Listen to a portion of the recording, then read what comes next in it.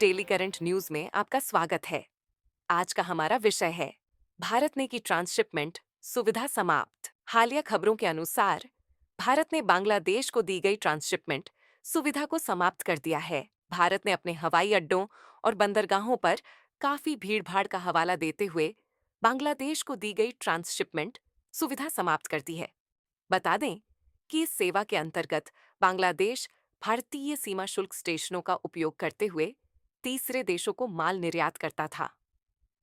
हालांकि नेपाल और भूटान को बांग्लादेश से होने वाले निर्यात पर यह निर्णय लागू नहीं होगा, क्योंकि ये दोनों देश भू आवृत्त हैं और डब्ल्यूटीओ के नियमों के तहत उन्हें व्यापार सुविधा देना आवश्यक है। गौरतलब है कि भारत और बांग्लादेश के बीच ये ट्रांसशिपमेंट सुविधा जून 2020 में शुरू की गई थी। आइए जानते हैं ट्रांसशिपमेंट सुविधा के बारे में। यह एक ऐसी प्रक्रिया है जिसमें एक देश से दूसरे देश में माल भेजने के लिए किसी तीसरे देश के बंदरगाह, हवाई अड्डे या परिवहन मार्ग का अस्थायी रूप से उपयोग किया जाता है। यह प्रक्रिया तब अपनाई जाती है जब सीधे शिपिंग मार्ग उपलब्ध नहीं होते। उदाहरण के लिए, एक जहाज कार्गो को मूल बंदरगाह से लोड करता है, ट्रांसशिपमेंट पोर्ट पर उतारता है और फिर अंतिम गंतव्य के लिए दूसरे जहाज में फिर से लोड किया जाता है। चलिए अब जानते हैं भारत बांग्लादेश के बीच संबंधों के बारे में। भारत बांग्लादेश संबंधों की नींव 1971 के बांग्लादेश मुक्ति युद्ध से जुड़ी है, जिसमें भारत ने निर्णायक सैन्य व सामग्री सहायता दी थी। 1996 में शेख हसीना के सत्ता में आने और गंगा जल समझौते के साथ संबंधों में नई दिशा मिली। वर्तमान में दोनों देशों के बीच व्यापार, ऊर्जा, अवसंरचना, रक्षा और कनेक्टिविटी के क्षेत्रों में सहयोग जारी है। वर्तमान में बांग्लादेश दक्षिण एशिया में भारत का सबसे बड़ा व्यापारिक साझेदार बन चुका है। दोनों देशों ने 2022 में सीईपीए पर संयुक्त व्यवहार्यता अध्ययन किया है। भारत ने बांग्लादेश को अब तक लगभग $7 बिलियन से अधिक की ऋण सहायता दी है।